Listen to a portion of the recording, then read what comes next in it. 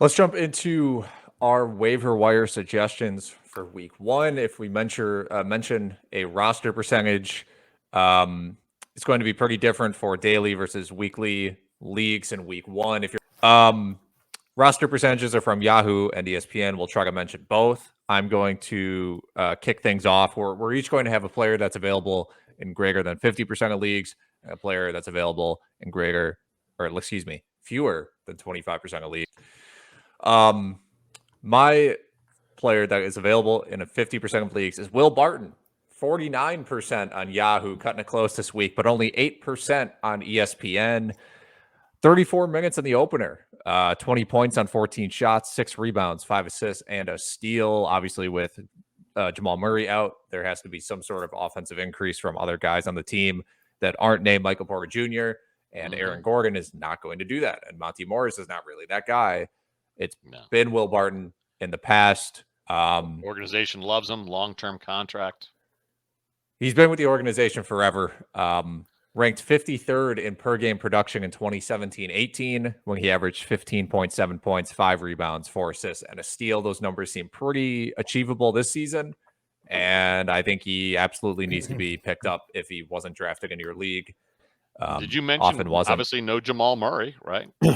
No Jamal Murray for, probably February at the earliest, so you could easily get top 60 production out of Will Barton until then. Shannon, who is one of your available in 50% of leagues players? All right, we'll go to last night's games, and my first recommendation is going to be Eric Bledsoe. He's available, or he's owned in 30% of Yahoo leagues, and for some reason, 73% of ESPN, which is super odd. ESPN must have had him ranked really high. He's available in 63% of leagues on Yahoo. Big night, 30 minutes, 22 points. He had a 3-pointer, 3 rebounds, 2 assists, 3 steals. I just don't think I believe Kawhi is going to probably be out for the year.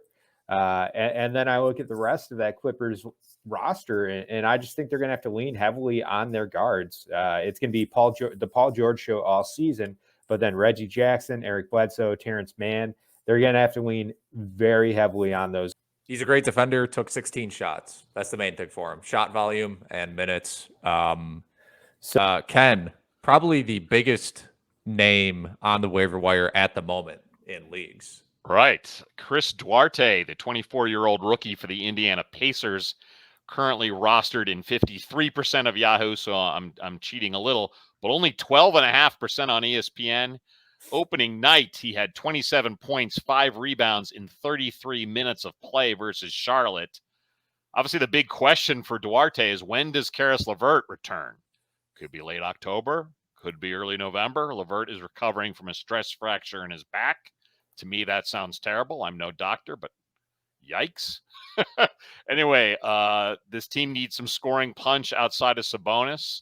So I feel like Duarte has a lot of upside. Yeah, Duarte, you mentioned it, 33 minutes in the opener, took 15 shots, was obviously excellent to score 27 points. I think what's interesting to me from that game, Rick Carlisle, new coach of the Pacers, 8-man rotation. They just played 8 guys. And so even when LeVert comes back, they had 28 minutes for Torrey Craig, 24 for TJ McConnell, and 24 for Jeremy Lamb. I could easily see Torrey Craig losing out on 20 of those minutes. Maybe. Yeah, I think the main thing about Duarte, for people who are not who aren't really familiar with him or his game, he was drafted 13th out of Oregon. People thought it was a good pick at the time. He shot 42% from 3 in college. Right, he's a great 3-point shooter. 144 attempts in 26 games in college. So at the very least, if you pick up Duarte, you're getting 3s. Sure. Yeah, exactly. All right, Alex, take us to, unless Shannon wants to mention one of his other. Yeah. Evan Mobley, 61% owned in ESPN. He had a monster debut, 17 points, 9 rebounds, 6 assists, 1 steal, 1 block. He's not going to get 6 assists a game. I actually think the defensive stats are going to increase, but the big thing is the 38 minutes. He led the Cavs in minutes played in that season opener. How about the 9 rebounds, though, when he's playing next to Allen and Markkanen? They go big.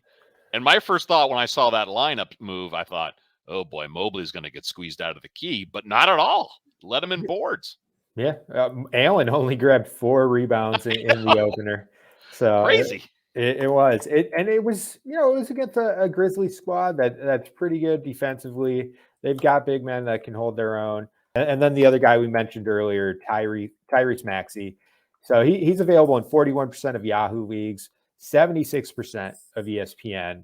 And essentially, for however long Simmons is sitting on the sidelines or away from Philadelphia, or they don't bring in a replacement via trade for Simmons, Maxey is going to be a good option in 10-team leagues, any format, pretty much. Starting point guards, very useful. Moving on to my long shot of the week, Desmond Bane, 27% rostered in Yahoo, 3% rostered in ESPN. He played 30 minutes during that debut game against the Cavaliers, 22 points on 16 shots. That's the important part. 3 rebounds, 3 assists, 2 steals. Last season, per 36 minutes, he averaged basically 15, 5, and 3 with a steal. Dillon Brooks is out for the Grizzlies, but even when Dillon Brooks comes back, I'm not really worried about Bane's minutes since they seem to love him there. And John Conchar got 19 minutes. I don't know what's going on with Zaire Williams' minute situation. He got 17. So when Brooks comes back, I mean, I think Bane's still going to play at least out of the week. Cam Reddish, anyone who watched that Hawks game last night, it was hard not to be impressed. 21 minutes off the bench, he scored 20 points, 3 3-pointers, 3 rebounds, 1 assist, 1 steal. Yeah, he's not going to score 20 points in 21 minutes very often, but it's just the aggressiveness that we saw from him. His pedigree, the fact that he was such a highly recruited player going into college, that he was still considered, thought of well enough to be a top 10 draft pick when he came out. I love the pedigree. I love the talent. And if he gets minutes, I think we're going to see decent fantasy value for deeper leagues. 10-team leagues, I don't think he's going to see the minutes where it makes sense. But we saw growth from him last year. Ken, who is your long shot of the week? Devin Vassell, the second-year player for the San Antonio Spurs. Who will emerge as the new leaders in San Antonio beyond DeJounte Murray? It's anyone's guess. Vassell came off the bench in the opener, but led the team in scoring with 19 points, 5 assists, which surprised me, and 2 steals. Again, our continued trend of undervalued sophomores. Vassell was the number 11 pick in the 2020 draft, so he has a high pedigree.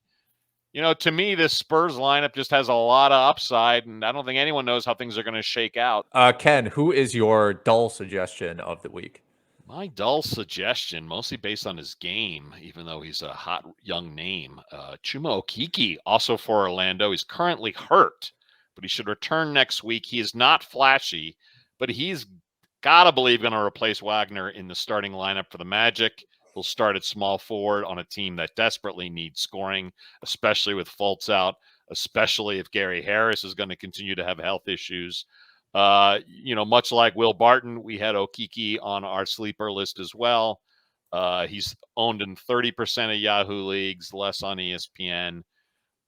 Stash Chuma if you can. I disagree.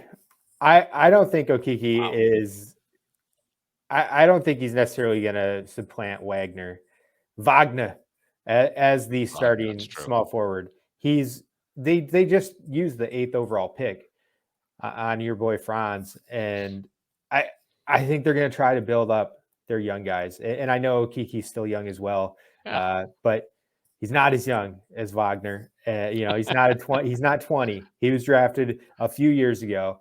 And he doesn't have the same skill set or size. I mean, Wagner's 6'9". He's got 3 inches on Okeke. He's projects to be a better 3-point shooter. I think they started Wagner. I believe game 1 of the preseason. I know Okeke was out there, and they're starting him now, game 1 of the regular season.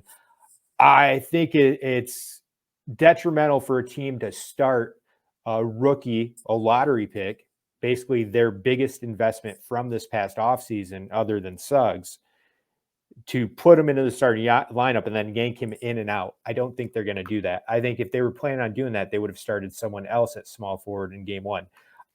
And same thing with the 4 and the 5. Okeke could start the 4. He's 6'6". Maybe he won't.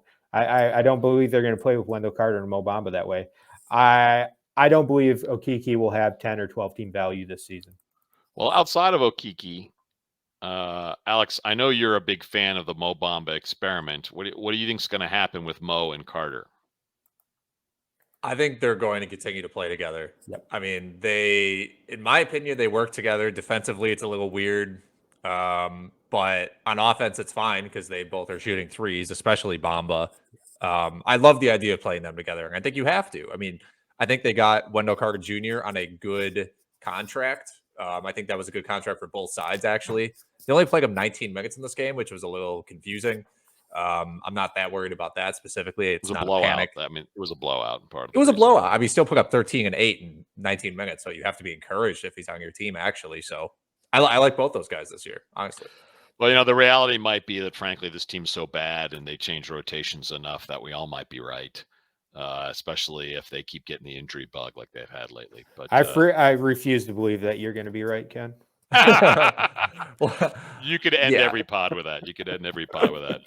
They played Brazdakis 19 minutes, and they played Mo Wagner 15 minutes. So there's definitely room for Okeke. There's time. Yes, there absolutely. is time on the squad for sure. Try RotoWire today, free for 10 days. Get our premium tools, rankings, analysis, and breaking news alerts. No credit card required. Go to rotowire.com/try.